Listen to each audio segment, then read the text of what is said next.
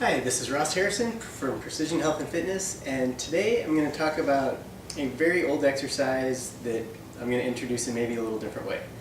So this is going to be a side-lying leg raise or an abduction for the hip, and this is sort of a staple in tons of exercise programs. Like for me, I was probably introduced to it way back in the days of like the Jane Fonda tapes. So this has been around for a long time, and it's still around. And in my opinion, in almost every case, it's done incorrectly. Again, the basic question is, what are you trying to work with the exercise? And in my opinion, it's, or at least when doing it my way, it's the muscles that stabilize the hip, the muscles that move your leg out to the side. But when a lot of people do this, they use a lot of other things and sometimes don't even really target those muscles much at all.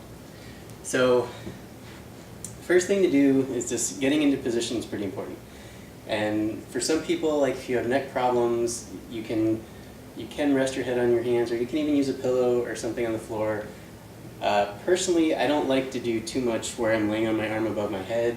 I like to keep my arm in front of me and just sort of let my head lay on my shoulder. And for me, it doesn't cause problems. I know this position does cause problems for a number of people, so find something that works for you and go with it. So getting ready for the actual exercise, one of the most important things, the hip on top should be directly above the hip on the bottom.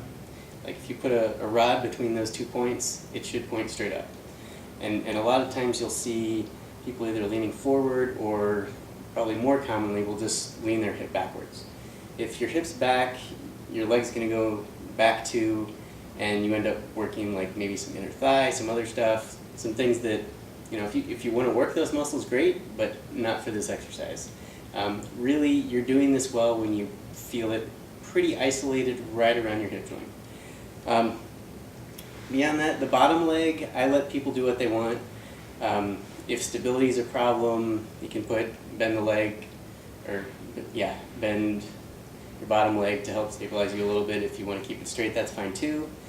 The most important thing though, when this leg moves and just raises, that you shouldn't rock. If you're fighting your body moving, then maybe move the leg to a different position where your body's more stable.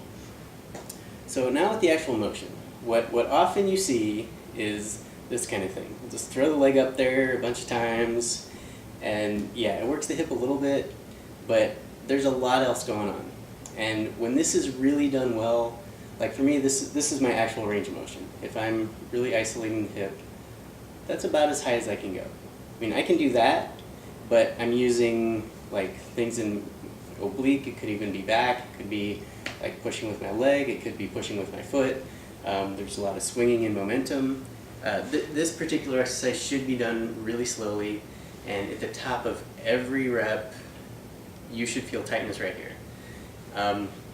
And you'll know you're doing it well because a lot of times it doesn't take that many, and it will almost start to feel like the joint is starting to cramp. When you can really isolate it well, it gets tough fairly quickly. You're not going to be doing 50 of these things.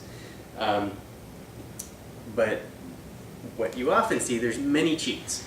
So some of them I've already referenced, but like the leg should stay straight. If the leg's going up and the knee starts bending and the leg's coming forward, or the hip rotates out and goes backwards, or any number of things. If the leg is trying to go up straight, but you find it goes up straight somewhat and then back or forward, even if you're keeping the leg straight, but if the knee bends when you're moving, that's definitely a sign of cheating.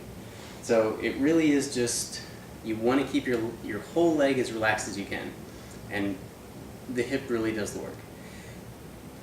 And generally, you'll feel a huge difference. It's either you know you're doing it well, or you're probably not feeling much at all. If you're not feeling much, then try to just go through the whole leg. Do I feel tension in my quad, my hamstring, my